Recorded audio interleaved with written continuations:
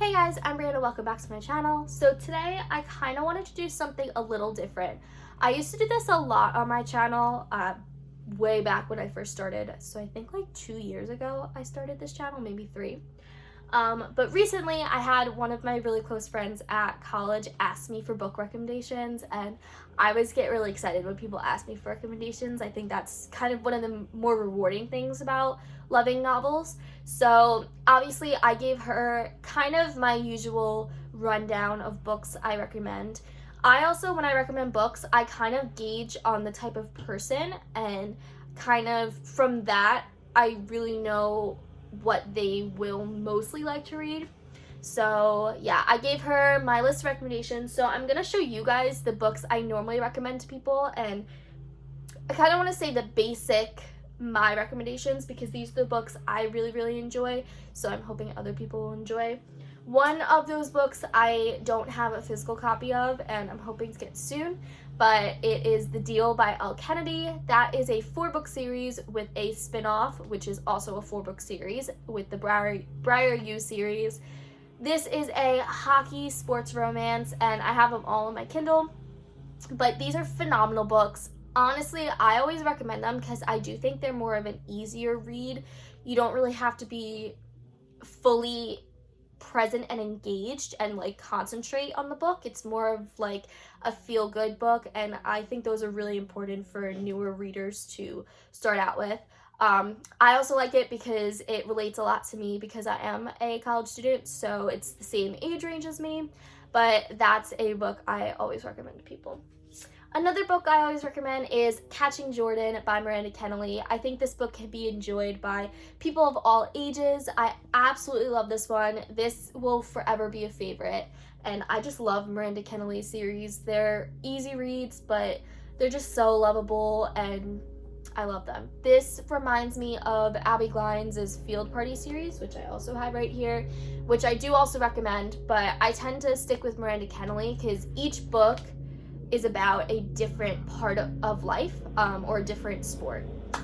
So also I apologize because the lawnmowers came. But with Catching Jordan, this follows a girl football player in high school, and I always love that because being a girl on an all-boys team is very challenging, and I did it in high school. So yeah, I think this is a great book to read. It's also pretty short, but some other books she has a soccer book, she has a swimming book, ranch book, stuff like that, but I absolutely love it. The next book I always recommend is The Kiss Quotient by Helen Hoang. This is a newer book, and honestly, this is such a feel-good summer read. I always read this book in the summer, but this is also emotional as well as funny. This follows a girl who has Asperger's syndrome, which is high-functioning autism, and her mom is kind of pressuring her and saying, like, I want grandbabies, I want you to have a husband, stuff like that. But she's very successful in her job field, so she kind of hires an escort to help her learn how to date and learn how to love someone, and then they end up falling in love, but it's all about the trials of that. And this book is just so good. I just recently read the second book, and the second book was just as good. Then I love this little trilogy. It's honestly so well written, and I think it's my favorite cowboy romance, and that is Lost Rider by Harper Sloan. This is the Coming Home series. These are just so cute. I really love them. They make me feel like I want to go to the country and I want to live there. I did recommend this to my friend because she's more of a country person, and she's from like Maryland, but not really Southern Maryland, but like country Maryland. But yeah, I recommended this to her, and I hope she loves it. Then another sports romance for you guys, Culty by Marina Zapata. I recommend this book because this is my favorite Marina Zapata, and it's just a slow burn romance, but I feel like the romance is not necessarily the center of this book. It's about the female character who is a soccer player, and it's all about her kind of finding her way, and obviously she falls in love towards the end. But this book is just so funny, and it's really realistic. It talks about the trials of life and everything around that, and obviously I love Mare and Espada because it is slow burn, and the romances are very real as they would happen in real life. But she also writes huge books, and I am a huge book person. I feel like bigger books have better plot lines most of the time, just because there's more to write about, if that makes sense. But yes, I always recommend Culty.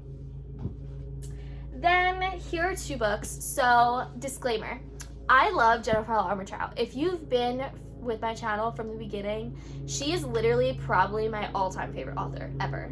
Like, as much as I love Tillie Cole, Jennifer L. Armentrout comes number 1 because I've read her books since I was literally in middle school. Everything she writes is perfect. Like, it's just so good. And I'm not saying that because I love her, but I'm just saying it because literally everything she writes, I haven't hated. Like, I just love it. This is honestly one of the series that is very, very dear to me, and it will always be very dear to me just because it is one of the series that got me into reading and really got me into BookTube and all of this world. So this is a trilogy, and then it's a new series that's a spin-off of one of the characters in the trilogy. Very confusing, but this is what she normally does. So the first trilogy is the Dark Elements series with White Hot Kiss. This is book 1. The covers don't look like this now. They have a revamp, but these are like the original published covers. I love this so much. This follows Layla. Layla is half gargoyle, half human, which is really interesting. I thought this book is a fantasy romance. It's supposed to be a young adult book, but it reads more of like new adult. And that's what I think I love about Jennifer L. Armentrout. Her writing is just very advanced. I don't know what other word, but advanced and creative and just everything in between. But this is the trilogy. Obviously, you can see I've had it for a while. The pages are kind of getting orangey and vintage looking, but I definitely recommend. I'm going to actually do a reread of this because the second book in the spin-off series is coming out, and I actually won it as a giveaway, so I will be doing a review on that one as well. But I want to do a reread of this series before this series because it's a whole big thing. I did this 2 summers ago, last summer, I think I did it last summer, but I'm doing it again, so that's what happens when you're a reader. But yes, definitely recommend it. So action-packed, but there is romance in here as well. And then the spin-off to this series is Storm and Fury. This is book 1 of the Harbinger series. That's how you pronounce it. But this one, huge, so big. But this one, honestly, so good. And her writing has just grown so much that reading this book compared to the original, you could tell there's so much more detail in here. And I really love this book. This one follows Zane, who I can't really talk too much about it because it's kind of a spoiler with the first one. But Zane is one of the gargoyles, and he's a warden. So basically gargoyles protect humans, and it follows him and another female character in here. And it's kind of like the future of the first series. So good. I always recommend this.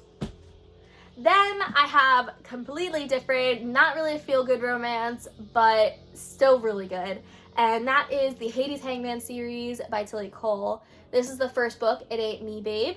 This is a motorcycle, super dark romance. Like, very dark. Like, there's a tunnel and there's no way out dark. That's how dark this book is. I love this series so much. Very different than what I have 2 moods, I feel like. I have really lovey, contemporary, sports romance type of mood, and then I have dark MC romances. So this is an MC romance. This is kind of the only like MC romance I've really loved. My plan is to eventually get into more MC romance. I'm in a group on Facebook that gives me recommendations, but I'm not really in the mood for MC right now. But yeah, Tillie Cole, amazing. So good. My mom reads the series too, and she loves it. So, Mama loves the book. You gotta love it too. There are 7.5 books in the series. Number 8, technically number 9, I guess, is coming soon. So good. There's just so much happening in the series. I do have a review of book 3, which is my favorite book of the series, on my channel. Please don't watch it until you read book 1 and 2, because there are spoilers in it. But this, I just love the series. I really need to do a reread of it eventually. I don't know if it will be this summer, but I plan to hopefully do it once I'm in the mood for MC. But I always recommend this. If dark romance is your thing, start here. Then another feel-good romance is Truth or Beard, The Winston Brothers by Penny Reed. This is book 1. I think it's a 9-book series now. I only have books through 7, I think. I'm kind of behind, but I love these. It's kind of a small town, country romance about brothers and one sister, and it's kind of all their romances. But these are so cute. Like, they make me feel like I'm in a small town, which I'm not, but I really love these, and I think these are great for the summer and just so good. They are pretty decently sized, and I just really like Penny Reed as an author. She writes very similarly to Iris Gray, but I think she writes more, think of like hominess, whereas Iris Gray is more laugh out loud, if that makes sense. But I really, really love this. I do plan to hopefully do a reread of the series this summer. I am getting a huge book haul soon, so that will be my next video. But after I read some of those books, I plan to do a big order of all new releases or releases I've missed, which include the last 2 books to this series. And lastly, this book I will forever recommend, like forever. This, I think, is just a staple should be a staple in everyone's reading. I do know it is very, very hyped up, but if you don't listen to what other people say about it and you kind of go in with an open mind and you don't really follow the fandom and OTP stuff, which is what I actually stopped doing, I think this book will really kind of just make you fall in love with reading a little bit more. I'm actually going to force one of my close friends to read it because I need someone to talk to about it, and my sister is going to read it. She's also going to read her other series, which is right here. But this series that I always recommend without a fail to everyone is the A Court of Thorns and Roses series by Sarah J. Maas. I just love this series so much. It's a fantasy, just a fantasy staple, but Sarah J. Maas also writes like Jennifer L. Armentrout, and I think that's why I like her so much. Their writing is very, very similar, and she does include romance, but what I really, really love about this is how detailed and just how in-depth she goes. She doesn't stop at surface level emotions. She goes all the way down, and she digs into different characters. She describes them so well. The plot line is always moving and making you guess, and this book is just so good. It follows fairies in a different way than what you would normally think of, and this is kind of supposed to be a Beauty and the Beast retelling. I don't really see it that way, but some people do. I recommend going into this book blind, but if you love like Jennifer L. Armentrout, or if you've read Sarah J. Maas before, definitely give this a try. It may or may not give you a big book hangover, because it's done that to me, but it's okay. It's fine. We get over it. But this book is just so good. I definitely also plan to do a Sarah J. Maas reread of all her books soon. I just read Crescent City, which is right here, the big red book. And that was phenomenal, so good. But I definitely recommend it if you want just a different type of fantasy atmospheric read. These are all the books I recommend to people that I normally recommend to. These are kind of like my basis of what I love and what I think other people would love. It also gives a good range of different books. Some are feel-good, some are dark romances, some are fantasy, stuff like that. And this is typically what I read. But if you guys are looking for recommendations, I definitely suggest starting with some of these books. A lot of them are really, really great summer reads, especially that we're all kind of dealing with coronavirus and how we don't have school. At least my school's finished right now, but I think these are good places to start, even if you're trying to get back into reading. I will definitely, I think I may try and do a read along once I start rereading some stuff, or maybe a reading vlog. I have to figure out what I'm reading because I am a mood reader. But yeah, I hope you guys enjoyed this recommendation video. If you have any questions or if you want any other recommendations, let me know down below. My Instagram is linked, as well as my Goodreads, or you can just type a comment. I hope you guys enjoyed this. I'll see you in my next video. Bye!